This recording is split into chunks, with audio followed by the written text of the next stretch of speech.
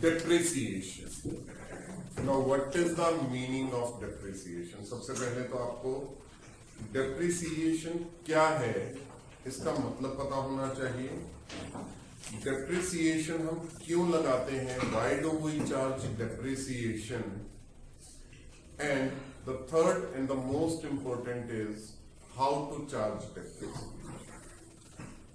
वैसे तो किसी भी टॉपिक को शुरू करने के लिए आपको तीन चीजों के बारे में मालूम जरूर होना चाहिए, व्हाट, व्हाई एंड हाउ। ठीक है ना। Now what is the meaning of depreciation? सबसे पहले अगर हम मीनिंग की बात करें, डेप्रिसिएशन वर्ड का मतलब क्या है, तो क्या होता है डेप्रिसिएशन? अगर इन डेफिनेशन टर्म्स में बात करें तो depreciation is fall in the value of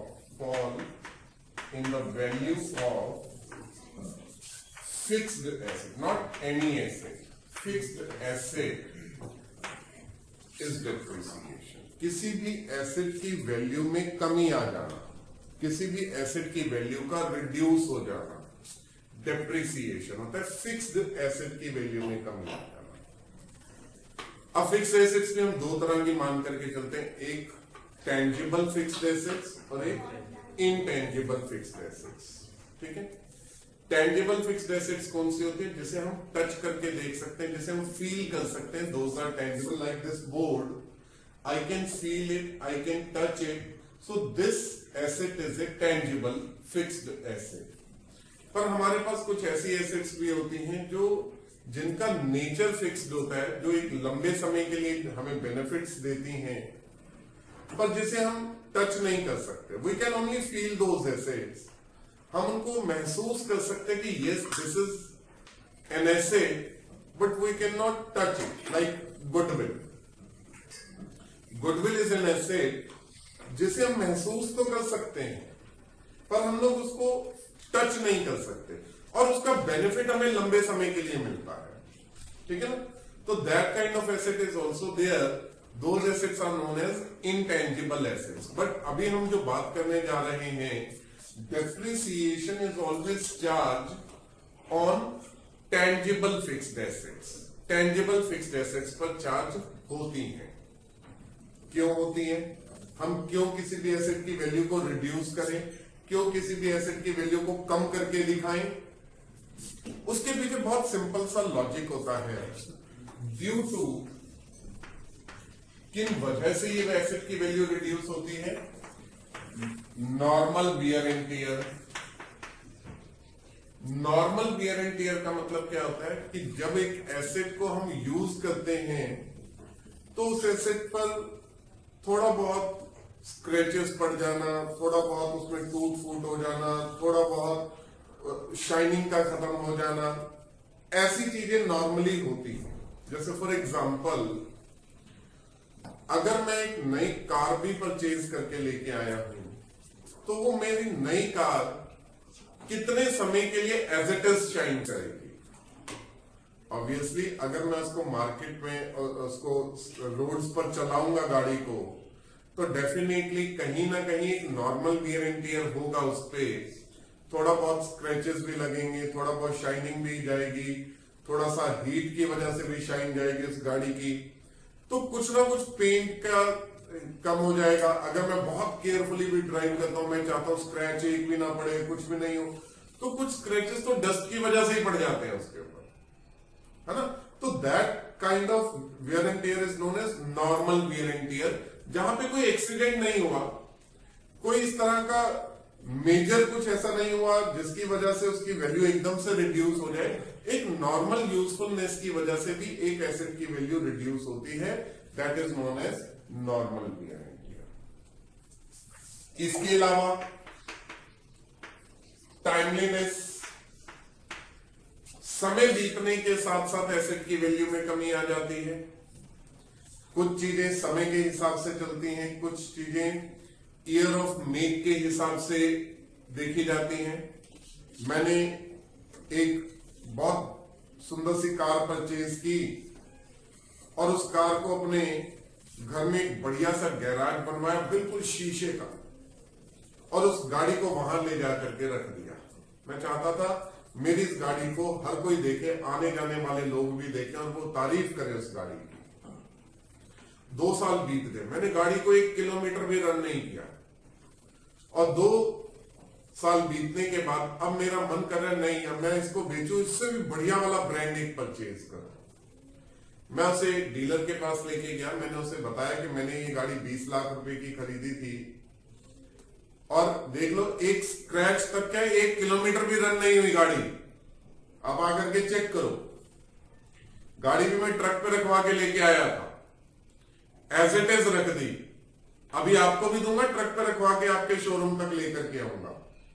बोलो इसके कितने पैसे देते हो? आई वॉज एक्सपेक्टिंग कि वो कहेगा अच्छा 20 लाख की खरीदी तो भाई साहब 21 लाख ले लो। वो कहेगा कब खरीदी थी? मैं 2 साल पहले खरीदी थी। कहता अच्छा 15 लाख ले लो। मैं 5 लाख वैल्यू रिड्यूस हो गई, क्यों? कहता भाई साहब आप बेवकूफ हो सकते हो, बाकी सारे बेवकूफ थोड़ा है। आपने नहीं चलाई कोई बात नहीं, पर बाकी तो चलाएंगे ना। और जो भी इसे परचेज करेगा वो सेकेंड हैंड कार परचेज कर रहा है, सेकेंड हैंड हो गई एक। दूसरा 2 साल पुरानी हो गई। 2 साल पुरानी होने की वजह से हो सकता है बाकी कार कोई भी 2 साल पुरानी हम परचेज करें उसकी वैल्यू ज्यादा रिड्यूस करते, पर क्योंकि आपने बिल्कुल भी यूज नहीं किया इसको, इसकी कंडीशन बहुत अच्छी है, तो हम थोड़ा कम रिड्यूस करेंगे वैल्यू को, पर वैल्यू रिड्यूस तो होगी ही होगी। तो 2 साल बीतने की वजह से उसकी वैल्यू रिड्यूस हो गई। दिस इज नॉर्मल टाइमलीनेस की वजह से, जिसकी वजह से वैल्यू ऑफ एसेट रिड्यूस हो जाती है। इसके अलावा टेक्नोलॉजी, चेंज इन टेक्नोलॉजी हो सकता है। मैंने एक कोई एसेट परचेज की, उसे मैं यूज कर रहा था, मैं ये नहीं कह रहा मैं उसे यूज नहीं करता था, मैं उसे यूज करता था, पर बहुत केयरफुली यूज कर रहा हूं उस एसेट को। मैं मार्केट में उसको बेच करके एक नई एसेट खरीदने के लिए गया, पहले तो सामने वाले डीलर ने उसको लेने से ही मना कर दिया। मैं क्यों? तो भाई साहब आजकल ये कौन खरीदता है। मैं फिर तो उसने मुझे बोला कि अगर ये नई टेक्नोलॉजी का होता तो हम इसे परचेज कर लेते, पर क्योंकि this is of old technology asset, अब टेक्नोलॉजी में चेंजेस आ गए हैं, और टेक्नोलॉजी में भी चेंजेस आए, और जो नई टेक्नोलॉजी की चीज आ रही है वो कंपैरेटिवली लेस रेट पर आ रही है, उसकी कॉस्ट भी कम है as compare to your asset. तो ऑब्वियसली ऐसे केस में मेरी एसेट की वैल्यू ज्यादा रिड्यूस हो जाएगी। So these are some of the reasons. Otherwise fashion, change in fashion की वजह से भी चेंजेस आ जाते हैं।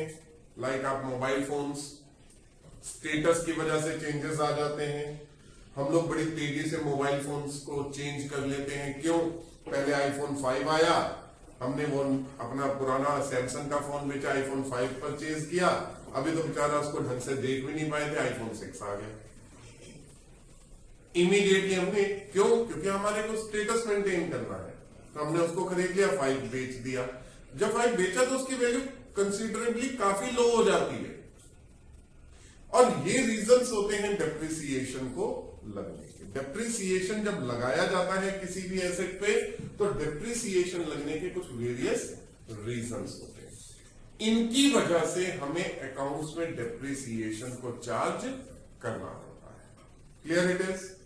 So this is the reason and the answer of why we charge depreciation.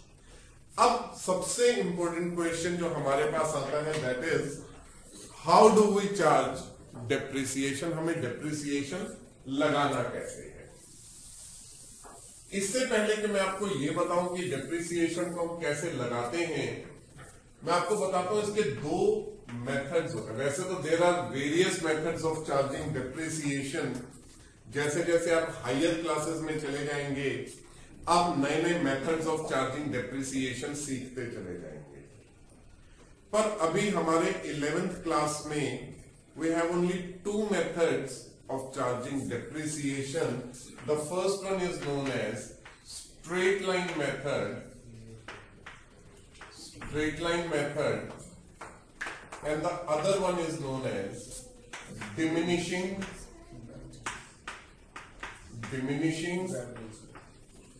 balance method,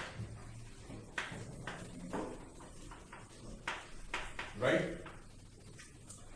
अब आता है ये है क्या, what is the meaning of straight line method or what is the meaning of diminishing balance method and how do we charge depreciation by these two different methods?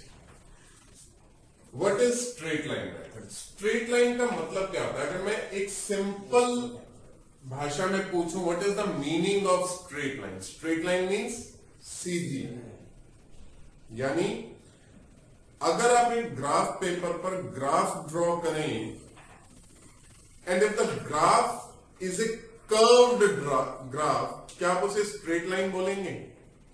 No. Straight line कब बोला जाएगा? किसी भी graph पे जब वो इस तरह से डॉट्स को ज्वाइन करके बनेगा, this is called a straight line, है ना? या this is called a straight line और this is called a straight line, है ना? इन्हें हम स्ट्रेट लाइन्स बोलेंगे ना। Straight line itself means a line joined by points on a graph और a path of lines जिसमें जो points हैं वो पैरेलल टू इधर एक्स एक्सिस और पैरेलल टू वाई एक्सिस अगर चल रहे हैं तो हम उसे स्ट्रेट लाइन बोलते हैं। अब स्ट्रेट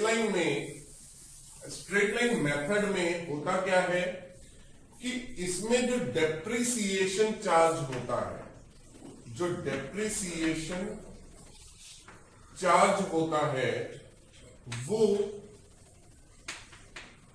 सेम रहता है फॉर सेम इन ऑल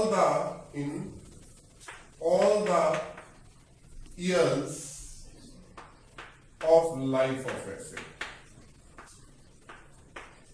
एक एसेट की जो लाइफ होती है, सपोज द एसेट की लाइफ है 5 years, 7 years, 10 years, 15 years और 20 years।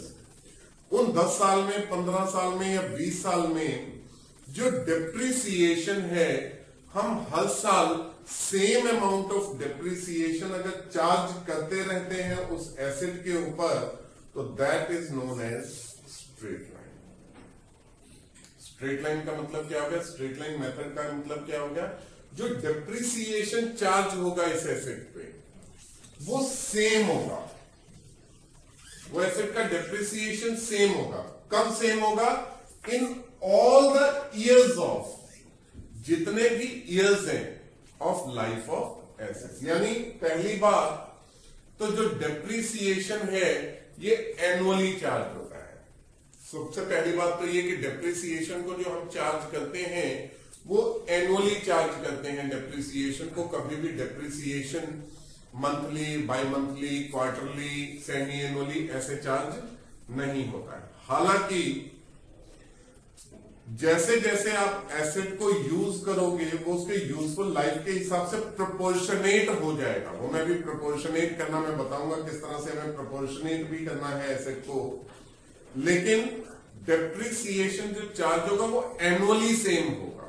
यानी अगर फर्स्ट ईयर में आप डेप्रिसिएशन उसका 12,000 रुपीज चार्ज कर रहे हो पूरे साल का, तो वो हर साल 12,000 ही चार्ज होगा पूरे साल के लिए। पूरे एक ईयर के लिए डेप्रिसिएशन 12,000 ही रहेगा।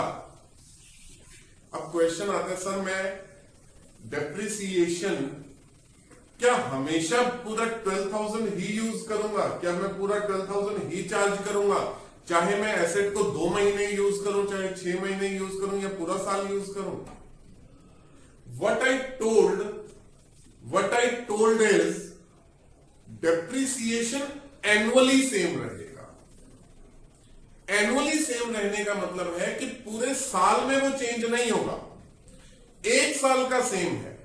If you use an asset for 2 months तो आप उसमें पूरे साल का थोड़ा लगाएंगे। Then depreciation will be proportionately reduced to 2 months। वो 2 महीने में आ जाएगा। सपोज अभी जो एग्जांपल मैं ले रहा हूं कि अगर पूरा डेप्रिसिएशन 12,000 है पूरे साल का, एक साल का डेप्रिसिएशन है 12,000, तो 2 मंथ्स का कितना हो जाएगा भाई? 12,000 डिवाइडेड बाय 12 किया तो 1,000 पर मंथ, एक महीने का कितना आ गया 1,000, तो 2 मंथ्स का कितना हो जाएगा 2,000। कैलकुलेट करना बहुत इजी है, हम लोग बहुत इजीली कैलकुलेट कर सकते हैं मंथली बेसिस पर भी इसको। So it will same in all the years of. आपको ये ध्यान रखना है ये एनुअली चार्ज होता है डेप्रिसिएशन, कभी भी मंथली, बाई मंथली, क्वार्टरली इस तरह से चार्ज नहीं होगा। अनटिल अनलेस कि हम एसेट को ही 2 महीने के लिए यूज कर रहे हैं, एसेट को ही 3 महीने के लिए यूज कर रहे हैं। अगर एसेट को ही 2 और 3 मंथ्स के लिए यूज किया जा रहा है तभी इस पर जो डेप्रिसिएशन है वो कम होगा, अदरवाइज डेप्रिसिएशन किसी भी हालात में रिड्यूस नहीं होगा। Clear? And because of this method of charging the depreciation, क्योंकि हम डेप्रिसिएशन में हमेशा सेम अमाउंट ऑफ डेप्रिसिएशन हर साल चार्ज करेंगे, दैट इज वाई इस मेथड का एक और नाम हो जाता है फिक्स्ड इंस्टॉलमेंट मेथड, और एक और नाम होता है ओरिजिनल कॉस्ट मेथड। पहले तो मेथड समझ लेते हैं, इनके मीनिंग समझ लेते हैं, क्योंकि अगर हमें मीनिंग क्लियर हो जाएंगे मेथड ऑफ चार्जिंग डेप्रिसिएशन तो हम लोगों के लिए डेप्रिसिएशन चैप्टर को समझना और आसान हो जाएगा। क्लियर? सेकेंड मेथड मैंने बताया आपको diminishing. What is the meaning of diminishing? Diminishing word का मतलब क्या है? डिमिनिश्ड वर्ड मतलब कम हो जाना, कम हो जाना, यानी कि रिड्यूसिंग। इसीलिए इसका नाम रिड्यूसिंग बैलेंस मेथड भी होता है। Now what is reducing? As the name suggests, यहां पर जो डेप्रिसिएशन चार्ज होगा वो हर साल कम होता चला जाएगा। अब प्रैक्टिकली अगर हम देखें तो this is true. Why it is true? Is it possible और is it actually practically possible that आपने एक एसेट परचेज किया 2014 में, बिल्कुल न्यू एसेट परचेज किया, सपोज कार का एग्जांपल मैं ले रहा हूं, you purchased a very new car from the market, Mercedes आप खरीद के लाए, and you charge depreciation in the first year, तो पहले साल एक छोटा सा भी स्क्रैच उसके ऊपर नजर आएगा, एक छोटा सा भी शाइन कम हो जाना पता लगेगा, ये कंसिडरेबली वो काफी दिखता है, और अचानक से उसकी वैल्यू रिड्यूस हो जाती है। और इवन दो बिल्कुल भी शाइन नहीं गई, बिल्कुल भी स्क्रैच नहीं पड़ा, तो भी टाइमलीनेस की वजह से जो रिडक्शन होगी वो फर्स्ट ईयर में ज्यादा रिडक्शन होगी in spite of other years. वही गाड़ी 7 ईयर्स के बाद या 8 ईयर्स के बाद स्क्रैचेस भी ज्यादा नजर आ रहे हैं, और एक नया स्क्रैच उसके ऊपर लग गया तो वो पता भी नहीं लग रहा है एक नया स्क्रैच लगा है। शाइन उसकी पेंट की निकल गई वो भी पता नहीं लग रहा, गाड़ी के अंदर बैठने में भी वो बिल्कुल न्यू कार वाली फील भी नहीं आ रही है, फिर भी आप उस पर डेप्रिसिएशन उतना ज्यादा चार्ज नहीं कर रहे हो, क्योंकि जो नई चीज होगी उस पर डेप्रिसिएशन ज्यादा लगेगा, उसकी एफिशिएंसी तेजी से रिड्यूस होती है, एंड एक बार वो एक ऐसे प्लेटफॉर्म पे आ जाती है जब उसके बाद उसकी जो डेप्रिसिएशन है, जो फॉल इन द वैल्यू, उतनी तेजी से रिड्यूस नहीं होता है। दिस इज प्रैक्टिकली ट्रू, ठीक है ना। तो प्रैक्टिकली जो मेथड यूज होता है नॉर्मली इंडस्ट्रीज में, जो अकाउंटेंट्स प्रैक्टिकली मेथड यूज करते हैं, that is this diminishing balance method और रिड्यूसिंग बैलेंस मेथड। अब इसको कैलकुलेट कैसे करना है, क्योंकि इसका एक नाम और है जो मैं अभी आपको बताऊंगा, पर वो मैं आपको उसके एग्जाम्पल के थ्रू बताता हूं कि दोनों ही केसेस में how to charge depreciation. Methods को डिफाइन करने से पहले मैं एक बहुत ही छोटा सा एग्जांपल लेता हूं और उस एग्जांपल के थ्रू मैं आपको बताता हूं और फिर उसके बाद मैं कुछ बातें और आपको मेथड्स की बताऊंगा। For example,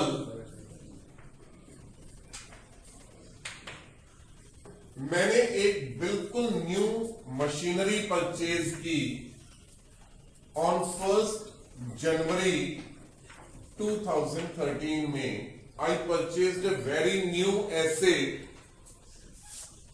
costing ₹1 lakh। मेरे 2 अकाउंटेंट्स थे। अब दोनों अकाउंटेंट एक बात पर एक दूसरे से अलग थे। एक अकाउंटेंट कहता था कि हमें sir depreciation straight line method के हिसाब से लगाना चाहिए, और दूसरा अकाउंटेंट बोला नहीं सर ये गलत है, स्ट्रेट लाइन मेथड प्रैक्टिकली सही नहीं है, हमें डिमिनिशिंग बैलेंस मेथड के हिसाब से लगाना चाहिए। मैंने दोनों को फ्रीडम दे दिया। मैं ठीक है, तुम दोनों एक काम करो, तुम दोनों मेरे लिए जो एसेट अकाउंट मेंटेन करोगे दोनों अलग अलग मेंटेन करो। मैं बाद में डिसाइड करूंगा कि मुझे प्रेजेंटेशन में कौन सा यूज करना है। आप एक प्रेजेंटेशन मेरे पास बना करके लाओ कि आफ्टर 10 इयर्स मेरी एसेट की एक्चुअल वैल्यू क्या होगी, मुझे ये जानना है। तो उन्होंने कहा बिल्कुल ठीक सर, हम 10% पर एनम के हिसाब से डेप्रिसिएशन को चार्ज करेंगे। मैंने बिल्कुल ठीक। मैं ये मान के चलता हूं कि मेरे एसेट की जो लाइफ ऑफ एसेट है वो 10 साल है, 10 साल से ज्यादा भी चल सकती है। ऐसा नहीं है कि 10 साल के बाद वो बिल्कुल जीरो हो जाएगी, पर आप ये मान के चलिए मेरे एसेट की लाइफ 10 इयर्स है, तो 10% पर एनम के हिसाब से charge depreciation in the books of accounts. दोनों ने कहा बिल्कुल ठीक।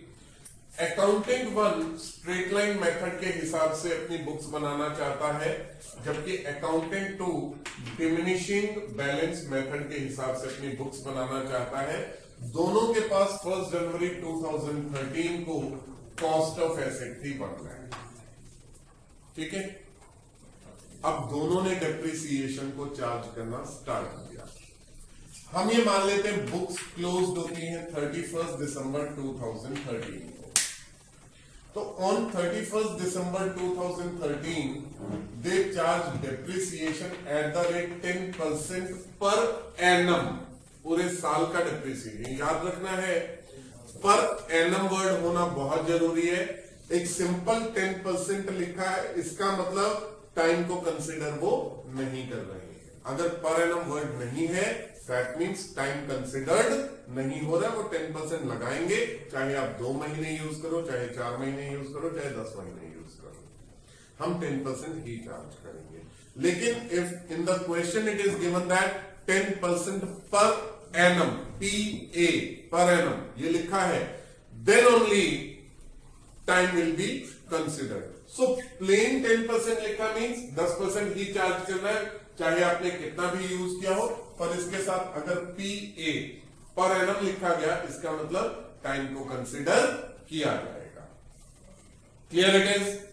नाउ पहले वाले में 1 लाख का, क्योंकि हमने एसेट को पूरा 1 साल के लिए यूज किया ना, वो use the asset for complete 1 year, क्योंकि पूरे 1 साल के लिए आपने एसेट को यूज किया, तो 10% के हिसाब से ही चार्ज डेप्रिसिएशन 10,000। ऐसे में सेकेंड अकाउंटेंट, हालांकि डिमिनिशिंग बैलेंस है, पर पहला साल जो डेप्रिसिएशन लगेगा उसने भी 10% 1 लाख पे चार्ज किया and the same amount 10,000। Clear?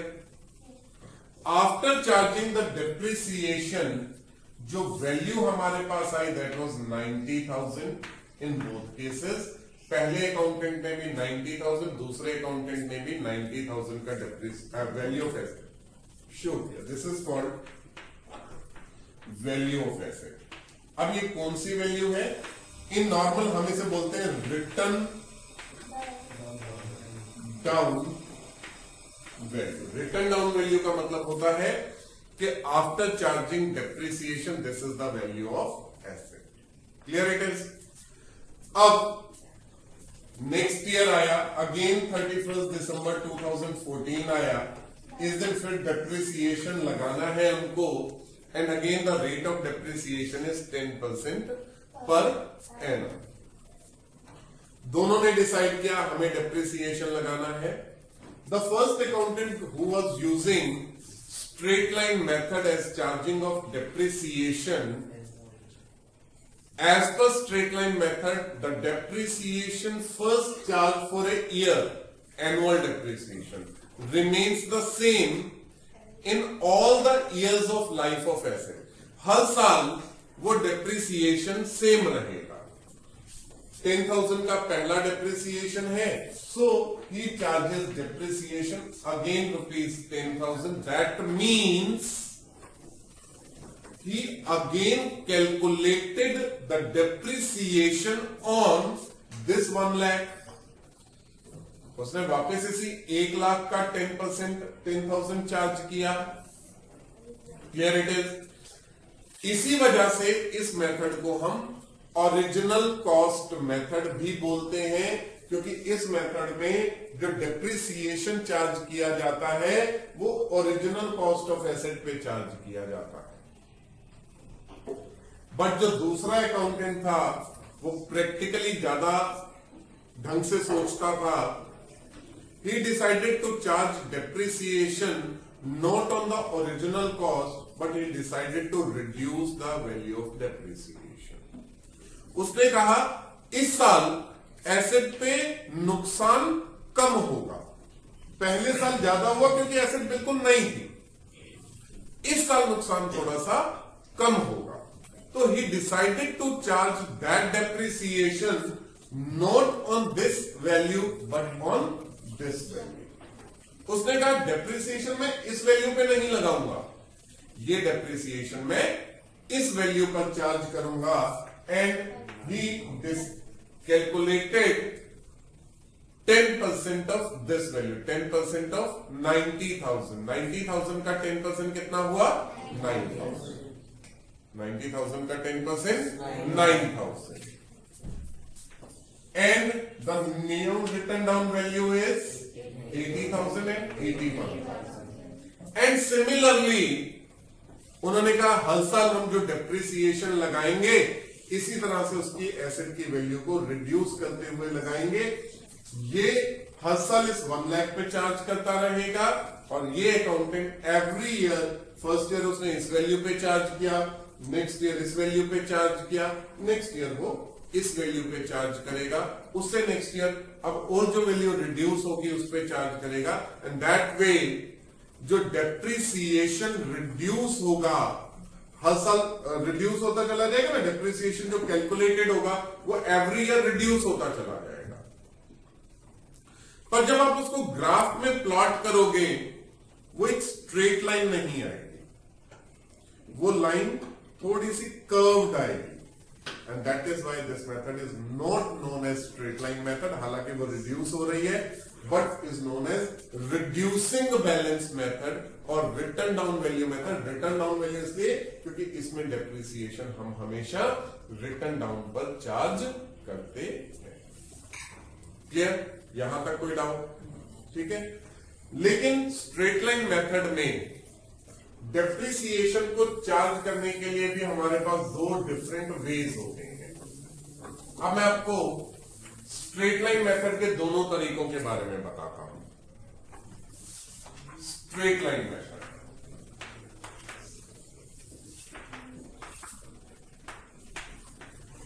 In straight line method हमारे पास दो वेज होते हैं डेप्रिसिएशन को चार्ज करने के। कौन कौन से दो वेज? पहला, when life of asset is given but rate of charging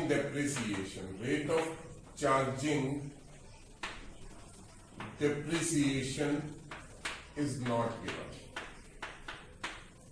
वो कह रहे जब हमारे पास लाइफ ऑफ एसेट तो होगी पर हमारे पास परसेंटेज नहीं होगी। रेट ऑफ चार्जिंग मतलब परसेंटेज नहीं होगी। जैसे नॉर्मली गिवन होता है ना, डेप्रिसिएशन एट द रेट 10% पर एनम और depreciation at the rate 15% per annum, तो वो परसेंटेज गिवन नहीं होगी, बल्कि हमें ये गिवन होगा life of asset is 7 years, life of asset is 10 years, इस तरह से गिवन होगा. And second, when rate of charging depreciation is given. Rate का मतलब यहां पर परसेंटेज से है. Rate of charging depreciation is given. Clear? अब दोनों मेथड से एक बात देखते हैं. एक तो मैंने अभी आपको बताया कि परसेंटेज से कैसे चार्ज करते हैं, मैं इससे भी बताता हूं. इस मेथड में एक छोटा सा फॉर्मूला का हमें यूज करना होगा. वो फॉर्मूला क्या है और वो क्यों होगा, मैं दोनों बातें आपको बताता हूं. ठीक है? क्यों बना वो फॉर्मूला, कैसे बना वो फॉर्मूला, मैं ये भी बताता हूं, ताकि उसे लर्न ना करना पड़े, आपको सिस्टम समझ आ जाए, आपको कॉन्सेप्ट क्लियर हो जाए उसका. तो एक बार देखते हैं हम लोग कि अगर हमारे पास डेप्रिसिएशन को चार्ज करने के लिए सिर्फ लाइफ ऑफ एसेट गिवन है तो क्या होगा. इसके लिए मैं एक एग्जांपल लेता हूं छोटा सा, और उसी एग्जांपल के थ्रू मैं आप लोगों को फॉर्मूला कंस्ट्रक्ट करूंगा. ठीक है? For example, mister Ram purchased a machinery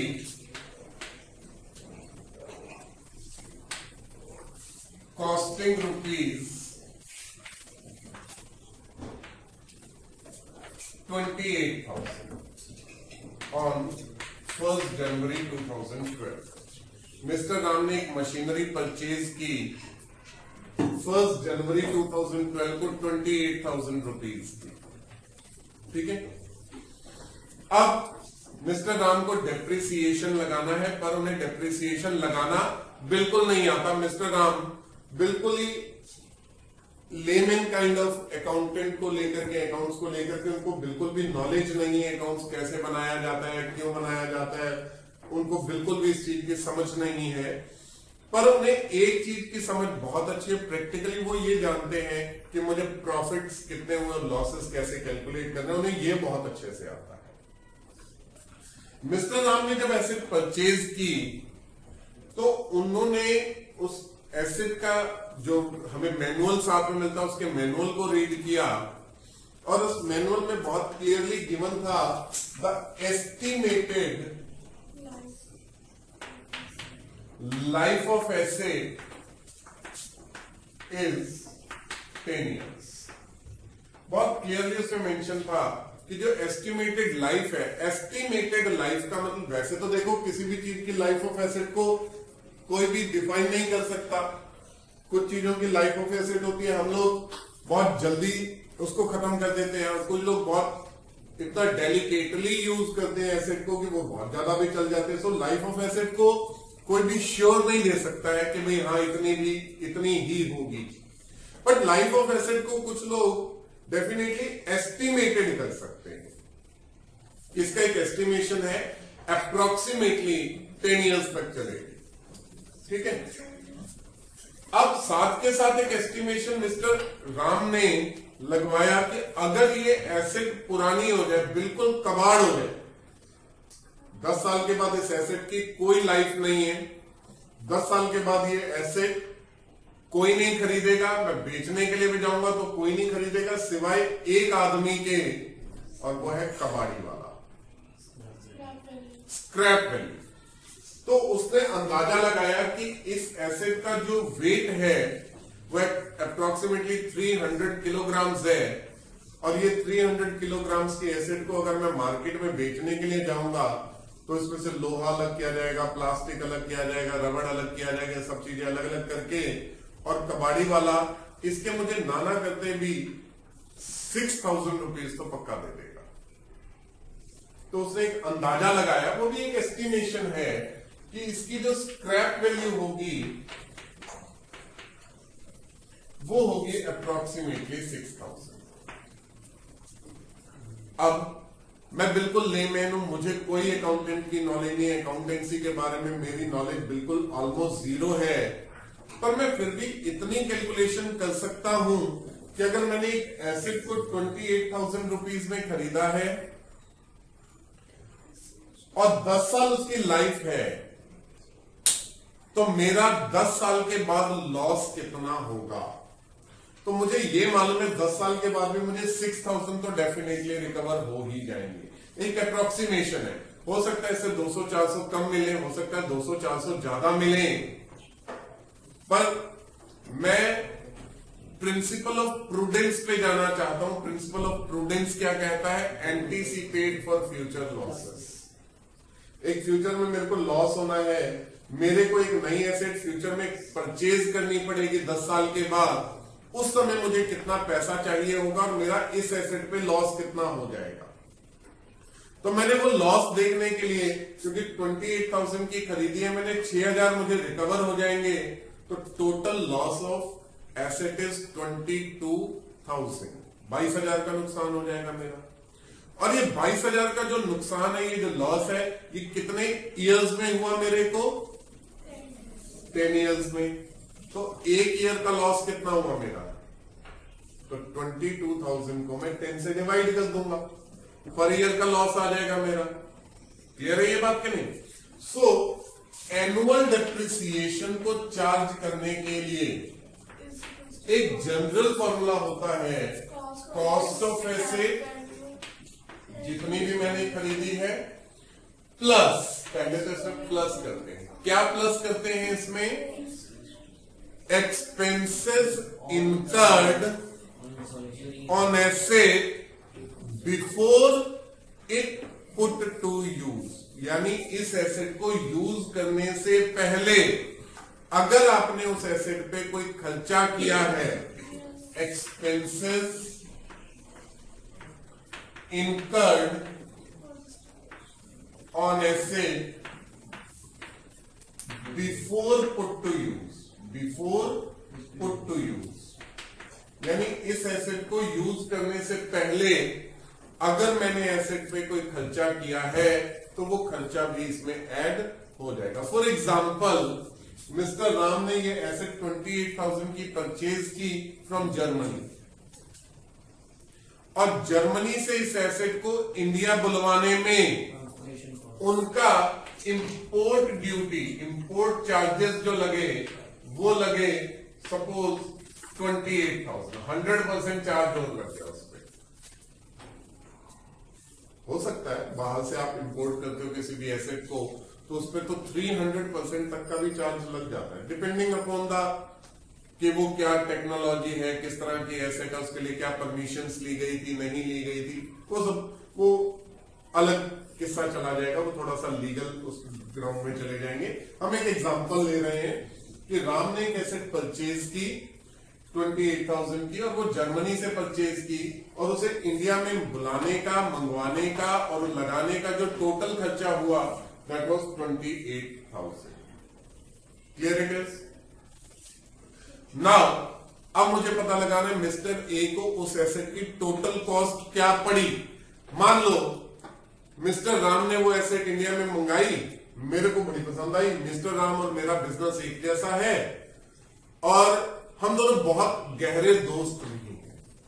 तो मैंने मिस्टर राम को कहा, यार राम एसेट तो बड़ी जबरदस्त मंगा लिया था। हाँ, जर्मनी से मंगाई है, देख कितनी बढ़िया, अब तो देख प्रोडक्शन कैसी होती है। यार ये तो गलत बात है, मेरा दोस्त तूने मेरे को बताया भी नहीं। कितने की पड़ी? 28,000 की खरीदी है। तो मैंने उसे कहा, ये पकड़ चेक 28,000 का दे दी एसेट मेरे को, दोस्त है तो दे दे। क्या वो दे सकता है? देना चाहता भी है तो भी क्या वो 28,000 में दे देगा? वो क्या कहेगा, भाई साहब 28,000 की तो खरीदी और 28,000 इसको मंगवाने का भी तो खर्चा है, टोटल कॉस्ट तो मुझे 56,000 पड़ी ना। यानी total cost of asset includes that expense on already, जो भी वो खर्चा किया गया था वो भी इसमें इंक्लूड करना पड़ेगा ना मेरे को। तो टोटल कॉस्ट को कैलकुलेट करने के लिए मुझे ये वाले खर्चे भी इसमें ऐड करने होते हैं। Clear? Minus scrap value, scrap value of asset को मुझे सब्ट्रैक्ट करना है। Now divided by estimated life in years में लेंगे क्योंकि आपको एनुअल डेप्रिसिएशन कैलकुलेट करना है। अगर एस्टिमेटेड लाइफ आपको सपोज मंथ्स में गिवन है, सपोज उसने कहा the estimated life of asset is 10 years की जगह उसने बोला 120 मंथ्स है, तो 120 मंथ से डिवाइड नहीं करना।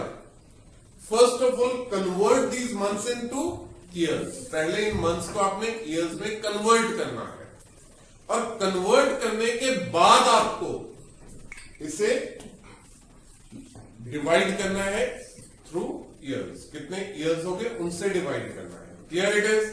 यहां तक कोई डाउट? श्योर? नोट करना है इसको, फॉर्मूला को है करना, फटाफट से नोट कर दे।